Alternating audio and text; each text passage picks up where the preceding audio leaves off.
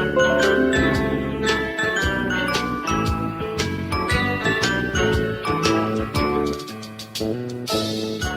a cub's behavior takes a turn for the worst, it's hard for parents to know what to do first. The Berenstain Bears Get the Gimmies by Stan and Jan Berenstain. A first-time book. Published by Random House. Of course, the members of the bear family who lived in the big treehouse down a sunny dirt road in bear country loved each other. They loved each other very much. Brother and sister bear loved their mama and papa. Naturally, mama and papa bear loved their cubs. And of course, they were nice to them, as nice as they could be. But sometimes, they were a little too nice. Sometimes the cubs got too many treats, too many toys, and too many rides on the bucking duck at the mall. Maybe that's why brother and sister bear got the gimmies. Or maybe it was because there were treats, toys, and fun things to do wherever they looked. At the supermarket, at the mall, on TV, and just about every which where. Maybe that was why they began making a fuss to get what they wanted.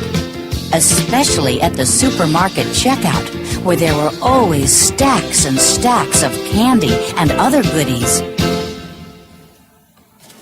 "Now, cubs," Mama Bear said as the family got into the checkout line, and she saw that old gimme gleam in their eyes. "We can't have a big fuss every time we pass candy. I simply won't stand for it." "But Mama," whined Sister, "they have gummy gumballs, my favorite." "And chewy chompers, my favorite," whined Brother.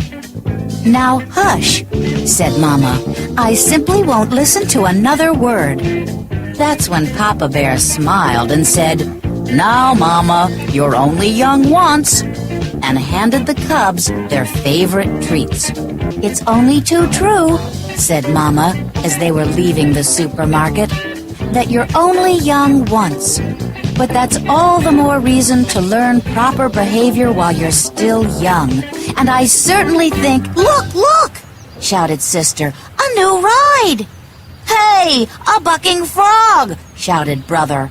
"That looks even better than the bucking duck. May we ride it, please? May we please?" Now, Papa had just bought them treats, and he thought that was enough for one day. But the cubs made such a fuss that he sighed, dug into his pocket, and put some money in the slot. Papa looked at Mama and shrugged. "Cubs will be cubs," he said. "It may be true that cubs will be cubs," said Mama as they walked across the parking lot to their car. "But that's no excuse for jumping up and down and making a scene every time they see something they want." Look! Shouted the cubs once again. "Little rubber cats that stick out their tongues when you squeeze them." "Cubs," said Mama, "that will be quite enough. I don't want to hear another word." "Oh, please," they shouted. "May we have them? Please, please, please." Papa decided it was time to put a stop to all the fussing. "Stop that fussing," he said in his loudest Papa Bear voice. But they were making such a commotion they didn't even hear him. Sister was jumping up and down so hard that she fell over backward and started kicking her feet in the air. "Please, please!" shouted the cubs so loudly that the whole parking lot took notice. Said embarrassed Papa to the toy seller. "2 of those rubber pussycats, please." The rubber pussycats not only stuck out their tongues when you squeezed them, they went squeak, squeak as well. And they squeak, squeak all the way home. Mama was quite annoyed by the time they got back to the treehouse. But Papa was so angry he could hardly speak. It wasn't until the cubs had gone about their business and Mama had made a pot of tea that Papa's voice came back loud and clear. "Of all the outrageous, disgraceful, embarrassing behavior I have ever seen," he roared, "that selfish, greedy performance by our cubs was the worst. Brother and sister have the worst case of the galloping, greedy gimmies I've ever seen."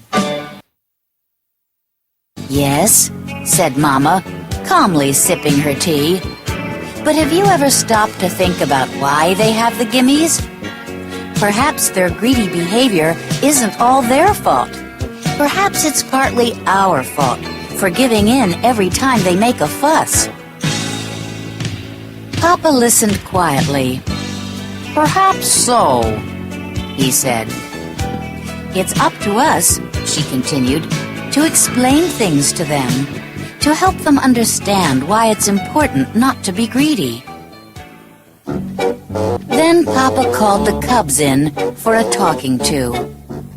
He told them why it wasn't a good idea to be selfish and greedy and want everything in sight. "Selfish, greedy cubs," he explained, "can never be happy because you just can't have everything you want all the time. Life isn't like that. Do you understand?" "Oh, yes, Papa, we understand," they said.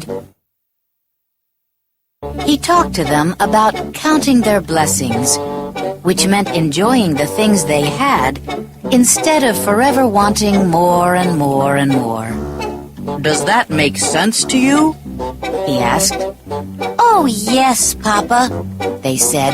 "It makes a lot of sense." That's when the cubs heard the sound of a familiar car door. It was Grizzly Gramps and Gran come to call.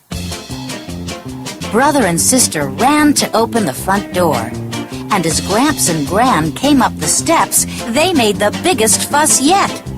"What'd you bring me?" they screamed. "What'd you bring me? What'd you bring me?" That did it. "Up to your room!" roared Papa. "Up to your room, and no TV or treats for a week, for a month, for a year." The cubs knew this wasn't the time to argue. They scurried up the stairs and into their room. "We seem to have come at a bad time," said Gran. "What about these things we brought with us?" asked Gramps. "A puzzle for brother and a top for sister." "Your presents will have to wait, Gramps," answered Mama. "I'm afraid brother and sister have a bad case of the gimmies." "The galloping, greedy gimmies," added Papa. "The worst case I've ever seen." The cubs opened their door a crack to listen. "The worst case, you say?" said Gramps, looking Papa in the eye. "Seems to me you were quite a gimme cub yourself when you were little." Brother and sister sneaked to the top of the stairs so they could hear better. "I was?" said Papa.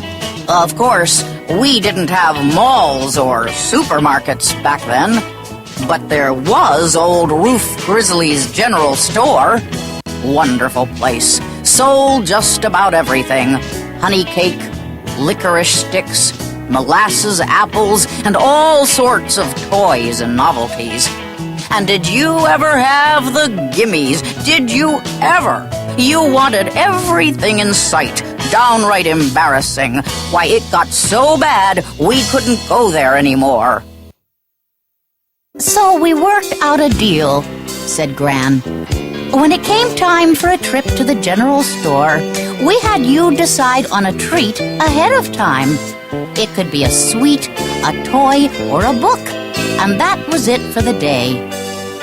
"Right," said Gramps, "and if you came down with the gimmies, we went right home and you got nothing." "That sounds like a pretty good plan to me," said Mama.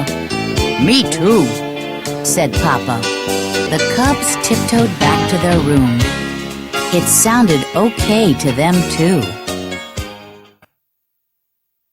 The next time the Bear family went to the supermarket, they tried the Gramps and Gran plan. And it worked. Brother decided he would get a book about dinosaurs. And Sister wanted a new box of crayons. Mama and Papa were very proud when the cubs passed the candy rack without so much as a peep. Brother and Sister were pretty proud of themselves, too. But then they heard it. The familiar sound of a cub with a bad case of the gimmies. The kicking, screaming cub was just behind them in the checkout line. You never heard such a fuss. What outrageous, disgraceful, embarrassing behavior, said Sister. May we leave? Yeah, said Brother. Let's get out of here. And that's how Brother and Sister Bear got rid of a pretty bad case of the galloping, greedy gimmies.